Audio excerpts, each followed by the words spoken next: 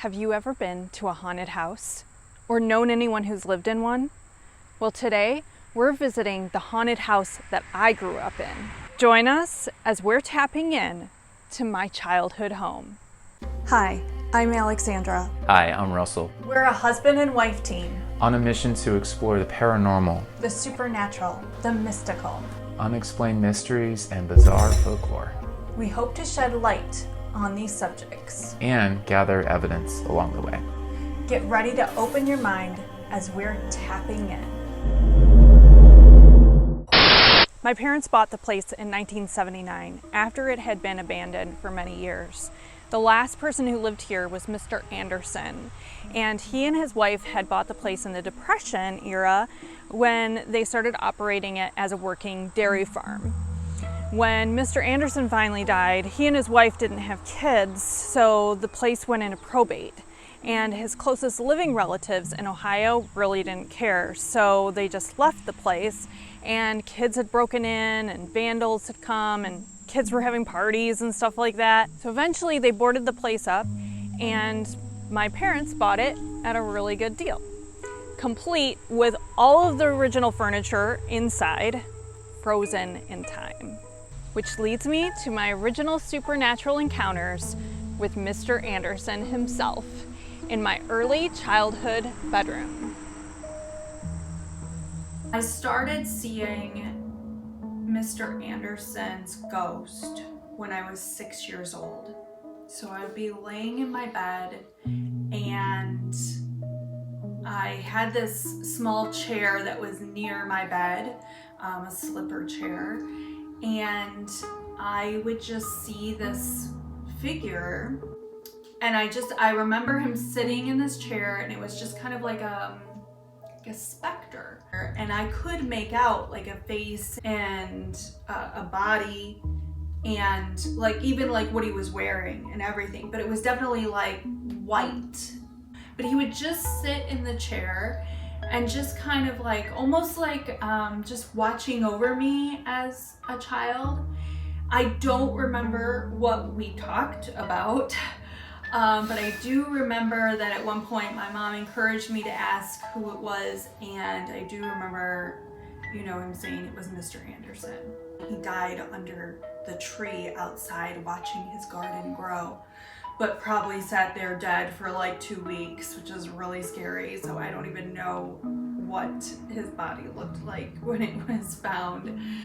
The next time I saw a ghost in the house, I think I was also 6 or 7, and our little white poodle Muffy had died. A few days after when I saw her, it was, a little bit sad, but it wasn't scary at all. And I knew right away it was Muffy. I mean, like, I could feel her presence. But when I got a little bit older, I did start to have some really scary experiences here in this household. I had moved to another bedroom, and this one is on the north side of the house. It's just up there upstairs and it's still in the old part of the house. And I had a nightmare. I had a night terror, and I could feel that there was something like this dark spirit like above me, like right on me. In my dream, I started lucid dreaming, and I felt like a dark presence, and I knew it. I became aware in the dream, so I was trying to get away from this dark presence. It really wasn't, it's just kind of like a dark figure, and it was pursuing me, and I was trying to get away, and I realized that in the dream, and I was like, oh, I'm dreaming, I can just wake up. But for whatever reason, I couldn't wake up. So then I was like out of the dream, but I was like paralyzed. My whole body couldn't move. I was able finally to start moving and open my eyes, and I screamed out for my mom, and I stopped sleeping in that bedroom. And I think that was the moment that I actually became afraid of the dark. So, and I still have a fear of the dark today. Then I moved to a newer part of the house. It's actually again connected to a dream. My Nana had died a few years prior, and I was having a dream where like we were shopping like at a Sears, and we were like in an upstairs of a Sears, like my mom and my Nana and me, and Nana was like in a wheelchair, even though she never was in a wheelchair in real life. I was pushing her, and then like she said something to me, I don't remember quite, but I looked down and I was like, wait a second, you're not my Nana. And it was like some woman, like this imposter woman pretending to be my Nana. And it was like that moment I realized that not only was this not my Nana, but I was in a dream. And so I started lucid dreaming again, and I said to her, I was like, you're not my Nana. I don't know who you are. Who are you? And then like I woke up, and in the corner of the room, I saw this ghostly figure looking at me, and I knew it was that imposter woman from my dream who was like pretending to be my Nana. It's always a little scary in this house when you're all by yourself. One time my niece Ariel and I were here. She and I were upstairs in what we changed into an office for my husband and I, which was my original bedroom where I saw Mr. Anderson. We were just doing some computer work. She was helping me with some stuff at the time. Suddenly we heard the door, like the main door downstairs open. We heard it, and I thought, oh, well, Russell must be home. So like we called down, and I was like, Russell, are you home? And there was no answer. And I looked out the window to see the driveway, and I didn't see his car. So we were for sure thinking there was somebody in this house. So we called 911. So police came. They went upstairs and downstairs and whatever. And they kind of did like a little search around the outside and whatever. And they were like, yeah, nobody's here. Their guess was that a migrant worker came into the house and opened our fridge to get food and then left. And I was like, really? That was ridiculous and racist. No food was missing, okay? So that clearly was not the case. So this story's been mostly about me because this is my childhood home. But actually, Russell and I lived here together early on in our relationship when my parents still owned the place. So I wanted to see if you had any ghostly experiences here. I have.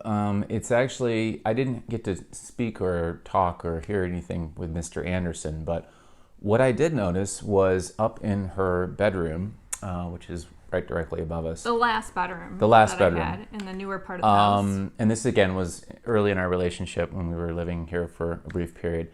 I would hear noises downstairs below us, and I kept trying to pinpoint exactly where the sound was coming from. It's sort of like moving furniture a little bit, or something that kind of like fell to the floor. And when I made my way downstairs to kind of investigate, I did this several times and then asked her about, what is the sound I'm hearing? I discovered there's this room directly behind us next to the basement door, and it's what's called the strange room. And it is strange. When you look at it, it almost seems like it's a bit hidden, but it's not really hidden. There's a door that's next to where the basement goes down to the basement. It's like on a mezzanine level. Yeah. And my parents didn't really know what to call it or like why this room existed. So they always called it the strange room because, well, it's strange. It is strange. Very weird. And filled with all these little old bottles and jars and things in the windowsills when you look inside of it. But it seemed to be the place where the sounds were coming from. And so I figured, what's going on here? Now, as to what was happening exactly, don't know, because it's a newer part of the house that was actually added on.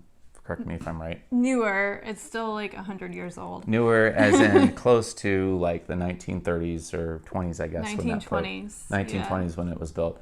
As opposed to this part where we're sitting, which was the original part back in the 1830s. So interesting how sound in a way kind of works in this house. I've heard it from a couple other places, but that was the most common area when I would be upstairs, usually in the bedroom. Okay, you guys, if you enjoyed this episode, go ahead and hit the like button. And if you are interested in content like this, if you want to learn about haunted houses, ghosts, supernatural, paranormal, everything from cryptids to ETs. Tall tales, legends that can't be explained. Then go ahead and hit the subscribe button and that notification bell too. Yes. And we will definitely see you next time. Thanks for tuning in. And thanks for tapping in. Oh, thanks for tapping in.